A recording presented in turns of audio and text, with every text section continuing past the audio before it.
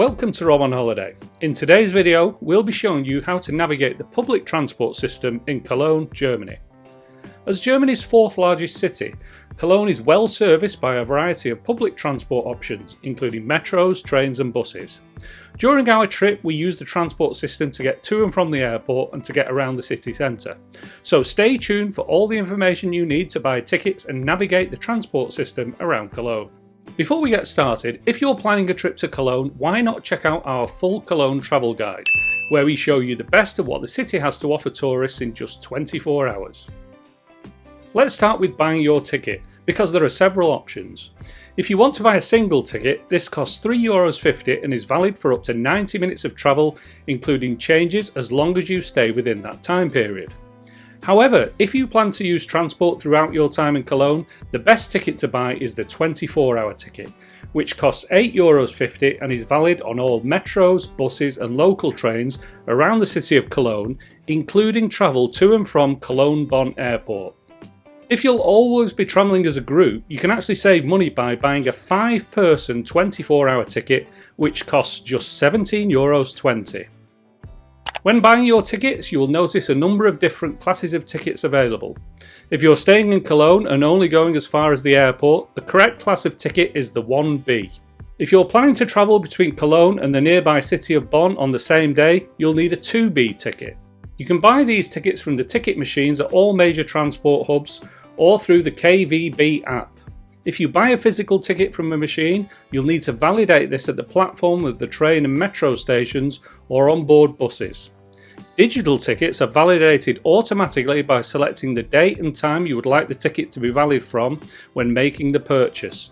24-hour tickets only need to be validated once. Now that you've got your ticket, let's talk about the main routes you're likely to use as a tourist visiting Cologne. Let's start by talking about how to get from the airport to Cologne city centre. Depending on which side of the River Rhine you're staying on, you'll want to arrive at one of two stations.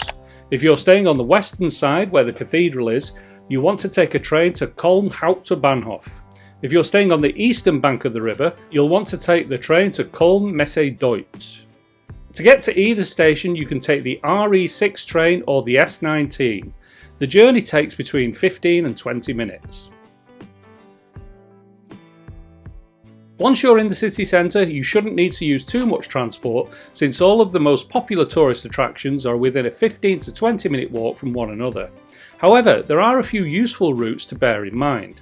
You can take a train from Cologne Hauptbahnhof to Cologne Messe Deutsch to skip the walk over the Hohenzollern Bridge. Most trains cover both stations, including the RE1, RE6, S6, S11, S12, S19 and RB25. And the 133 bus can take you from the Hauptbahnhof to the Chocolate Museum. Throughout our stay, we only used transport to get to and from the airport and to move from one side of the river to the other. What I will say is that the transport we did use while in Cologne was really efficient. Once you bought your ticket and it's been validated, you just step on and off the transport system as you please. If you're visiting the Cologne area for more than a few days, it may be worth visiting the nearby city of Bonn. From Cologne Hauptbahnhof, you can take the RE5 train to Bonn Hauptbahnhof in just 30 minutes. While in Bonn, you can take in the sights such as Bonn Minster and the Beethoven House, where the famous composer was born. Remember that if you plan to visit both Cologne and Bonn on the same day, you need a Category 2B transport ticket. That's it for today's video. We hope that you found our guide to transport in Cologne useful. If you've got any questions about visiting Cologne, please put them in the comments section below and we'll be more than happy to answer them.